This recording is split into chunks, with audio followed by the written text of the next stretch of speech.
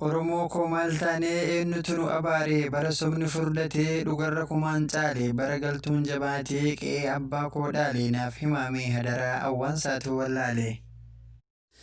Mee cubbuu maalii qabnaa isa ittiin gubannu keenya irratti miidhamnee keenya irratti hidhamne kan namaa tuqnee hin qabnu yoo dhugaan jira ta'ee gaaf tokko arguu hin dhabnu yoo dhugaan jira ta'ee gaaf tokko arguu hin dhabnu.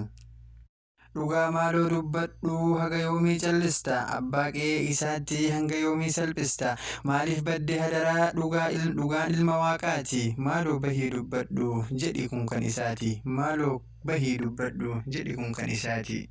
Miidhamni daangaa darbee qaata usnee ilaalla yoo baay'innas hin qabnaa jararra dhibbaan caalla maal taane ree hadaraa haga yoomii jiraanna nuti boolla qarqara. Achumaa fuudhanii boollatti nu gatu dacheen teenya tahumaa dhumaaf dagatu hin daganne beeku tuffii teenya qabu homa keenya irratti argaa nu dadhabu homa keenya irratti argaa nu dadhabu. Soba situ nu miidhe biyya teenya irratti situ miidhee nu hidhe maal dubbannee maal dhiisna osoo soba argine jira kan kee fannisna. Mootii gowwaati kuni kan lafarraa nu fixu harki isaas summiidha xiqqaa guddaas hin didu hamminya namaaf yaaddu rabbiin sitti isa fidu hamminya namaaf yaaddu rabbiin sitti isa fidu. Seenaa kalee yoo laalu waan takka waliin caalu kaleetuma maa turre har'as karaan sanuma biyya teennaaf dubbanne haqa keennaaf falmanne rakkoon keenya kanuma. Yaa Rabbi dhugaa baasii diina nurraa ol kaasi dhugaa awwaala turee gahee mee ol nuu baasi atumti nurraa haqii mimmaan bara hedduu maaliif nu dhiifta maaloo haga ijji nu baddu. Nafxanyaan duuba malee dura darbuun barbaaddu nafxanyaan duuba malee dura darbuun barbaaddu. Nurra bobbolte maaloo turte erga nu gaaddu jireenya kan kee malee isa namaan barbaaddu uumamni kan kees mukaa inni irraa dhalatte maqaa namoomaan qabdu ati kaata mulqatte.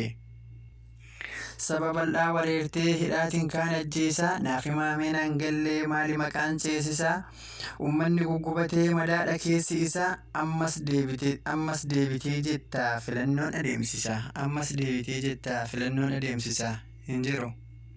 Lakki homaan filannoo qeerroof qarree hiisisaa dura hayyoonni keenya nuuf bahuu nu feesisa eenyutu si filata atoon taane ceesisa diina nurratti waamtee qeerroo teenya reebsisa kaan waraana leenjiftee hayyoo keenya ajjeesisa abiddatu bobo'a onni Oromoo keessa abiddatu bobo'a onni Oromoo keessa hubadhu. Doktora nurraa hiitee isa dhibamaa yaalu barsiisaa nurraa hiitee kan wallaala awwaalu aktiivistoota hiitee isa sabaaf waamalu miidiyaalee uggurtee kan dhugaan keessa galu.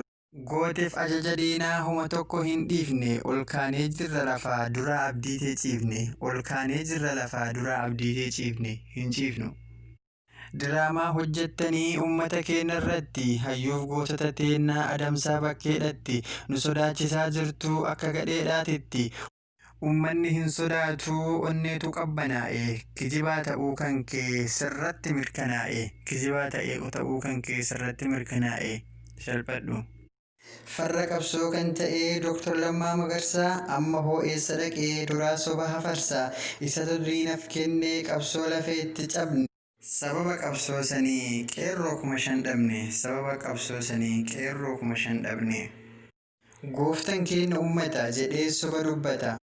Maaf baatee hin dubbanne kan of mammartee teettu uummata keenya sobaa bakka tokko hin geettu lammaa jennee si waamnaa nu jalaa hin dhageettu osoo ati dubbattee eenyullee nu hin dandeettu waadaa nuuf galte nyaattee jiraachuu hin dandeettu waadaa nuuf galte nyaattee jiraachuu hin dandeettu sobduu. Taatota taatee wajjiin daraamaa hojjettanii nuuf yaadan jedhaa turre mala nutti maltanii daraamicha sanirraa waa meeqa argattanii dhiiga meeqa buuftanii lubbuu meeqa baaftanii. Salsalata dabaati maqaan daraamichaa isa sabaaf yaadu hundumaa gingilcha deeggartoota isaatis hattuu fi hatticha warra qomoo keenya galaafatu bicha warra qomoo keenya galaafatu bicha. Onnee sabaa seentee jecha bareechitee rakkoo keessa jiramaaf nurraa dheechite lammaa jennee osoo si faarsinu nuun jettee dubbatte uummata dhaarsinu atiif innis takka waliin dabarsinu atiif innis takka waliin dabarsinu ilmaan sharrii. Lubbuun tee maalidha tana ceetuu baatee kaleessa awwaalle nama moo bineensaa waan keetu wallaalle jawweenuu qabamee mana hidhaa gale sabboonummaan qabdu fakkeeffatu malee. Yoo sabaaf jiraatan akka jawwee kana maal nuu godhaa jirta kan hin baane mana lammaan maqatta fi saba si jaalatu cabsite kaalafe lammaan maqatta fi saba si jaalatu cabsite kaalafe. Qopheessa walaloo ani Mu'ee Badhaasa Waaqaati.